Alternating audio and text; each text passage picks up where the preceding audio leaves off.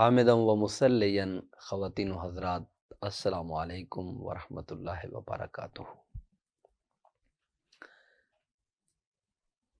آج مثنوی شریف کے درس مبارک میں ایک لطیف، اہم، باریک اور ضروری جو بات ہے وہ مولانا روم صاحب رحمۃ اللہ علیہ نے یہاں پر ذکر کی۔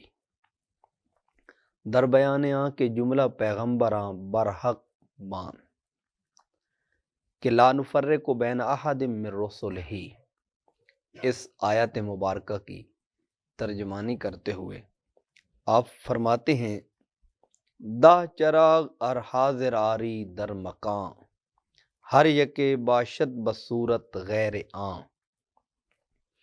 اگر تو 10 چراغ ایک مقام پہ لے آئے اور ایک جگہ پہ لے آئے تو ہر ایک چراغ صورت میں تو ایک دوسرے سے جدا ہوگا، دیکھنے میں ایک دوسرے سے جدا ہوگا، لیکن فرق نہ تواں کرد نورے ہر یکے، چوں بے نورش روئے آری بے شکے۔ ان کے اندر ایک چیز جو ہے وہ ایک نظر آتی ہے، اور وہ کیا ہے؟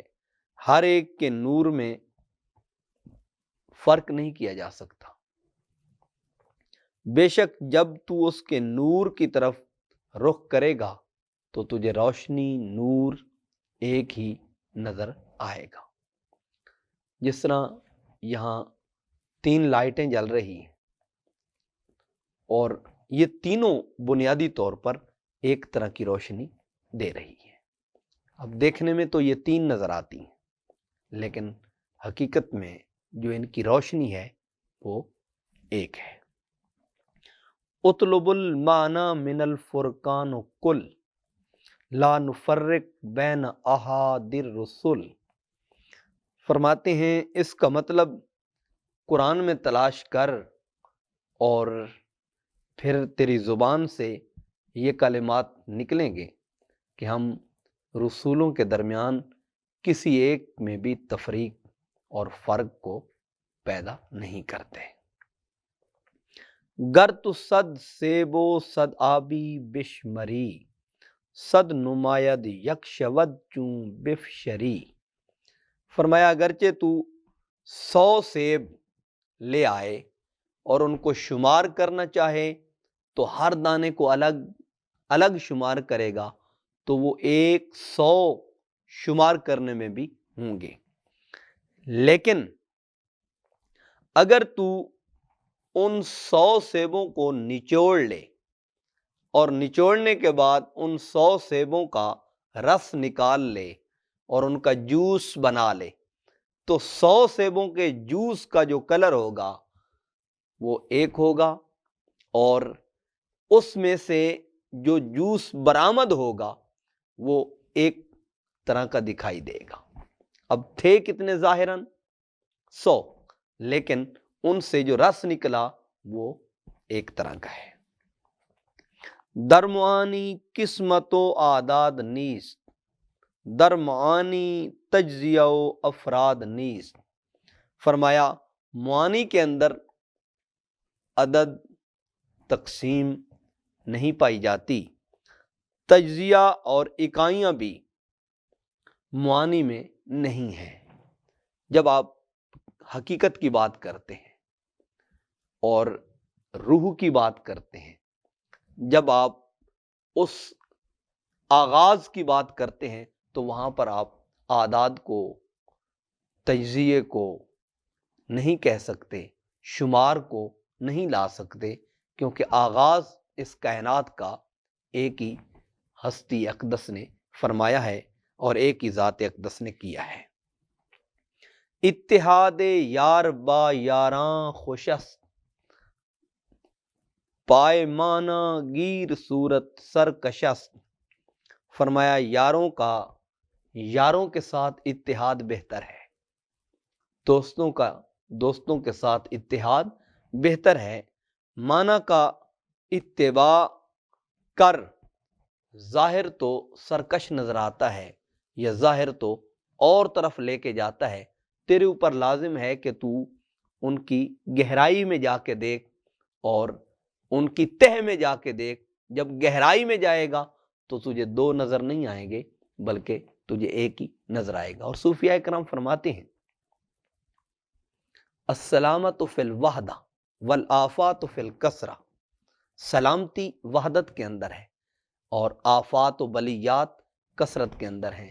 تو بندے کو ہمیشہ سلامتی کی طرف جانے کے لیے اس ایک ذات اور ایک ہستی سے اپنے رشتے ناطے کو منسلک کرنا ضروری ہے۔ صورت سرکش گدازاں کن برنج، تاببینی زیر آں وحدت چگنج۔ فرمایا سرکش ظاہر کو ریاضت سے پگھلا دے تاکہ تو اس کے نیچے خزانہ کی طرح وحدت کو دیکھ لے۔ یہ جو تیرا وجود ہے، تیرا یہ باڈی ہے اور یہ خاکی بدن جو ہے، کہا اس سے آگے گزر اور اس کو کراس کر کے اس کی حقیقت تک پہنچ اور اس خزانے تک پہنچ۔ جب تو خزانے تک پہنچے گا تو کنت کنزن مخفین فاحببت ان اعرف فخلقت الخلق لیعرف، تو پھر اس ایک ذات کا تجھے ایڈریس ملے گا۔ ورت نہ گدازی عنایت ہائے او، ہم گدازد اے دلم مولائے او۔ فرمایا اور اگر تو نہ پگھلا سکے تو اس کی مہربانیاں بھی پگھلا دیں گی۔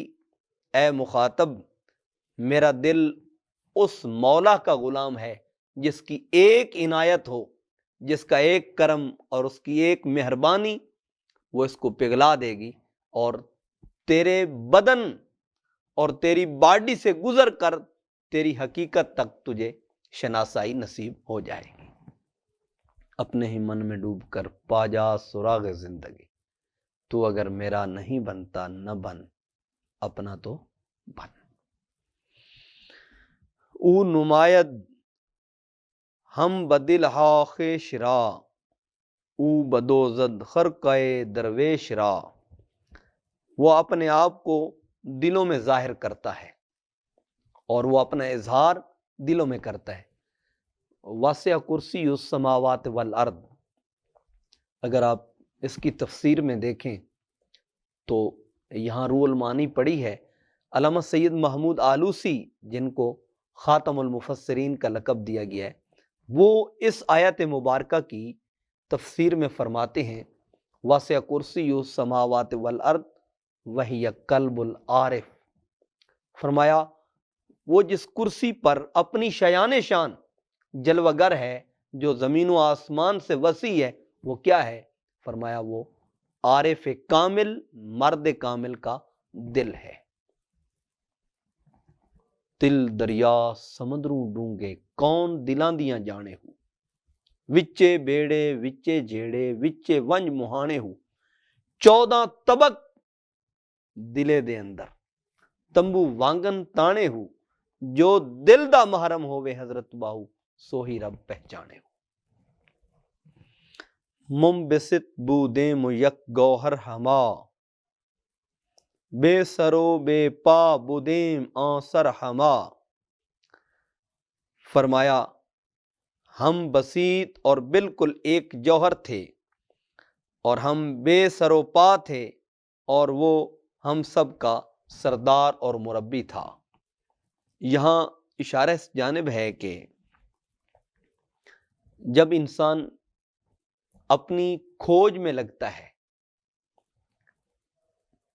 اپنے آپ کی جستجو میں نکلتا ہے، تلاش او کنی جز خود نیابی، اسے ڈھونڈنا نکلتا تھا تو اپنی میں آڑے آ جاتی تھی۔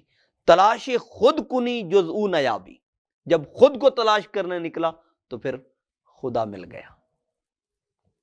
خودی کیا ہے خدائی؟ جب انسان اپنی گہرائی میں جاتا ہے اور اپنی نفی کرتا ہے تو پھر اثبات ہوتا ہے لا الہ الا اللہ، لا الہ الا اللہ۔ یہی اثبات ہے کہ ہر چیز کی نفی کر کے جب نفی کرتا ہے تو پھر اس بات انسان کے لیے واضح ہوتا ہے اور وہ اس کی ذات کا جلوہ ہے اور وہ اس کا نظارہ ہے۔ اور صوفیاء اور اہل اللہ وہ بنیادی طور پر دل کی صفائی اور دل کو سیکل کرنے کا وہ طریق عطا کرتے ہیں جس سے انسان رحمان کے قرب تک پہنچتا ہے اور اس کی رضا اور خوشنودی کو حاصل کرتا ہے۔ یک گوہر بودیم ہم چو آفتاب، بے قدر بودیم وصافی ہم چو آب۔ فرمایا ہم سورج کی طرح ایک جوہر تھے، ہم میں گدلا پن نہ تھا، ہم تو پانی کی طرح صاف، شفاف اور روشن تھے۔ یہ وجود کے اندر جو ایسی چیزیں ہیں جس سے انسان اپنے آپ کو ایک گڑھے میں ڈال دیتا ہے، اندھیرے میں ڈال دیتا ہے، تاریکی میں ڈال دیتا ہے، اور قرآن پاک نے فرمایا اس تاریکی سے کون نکالنے کے لیے تشریف لائے؟ اذ بعث فیہم رسولا، آقا دو عالم صلی اللہ علیہ وسلم، جبکہ حضور سے پہلے یہ انسانیت کیسی تھی؟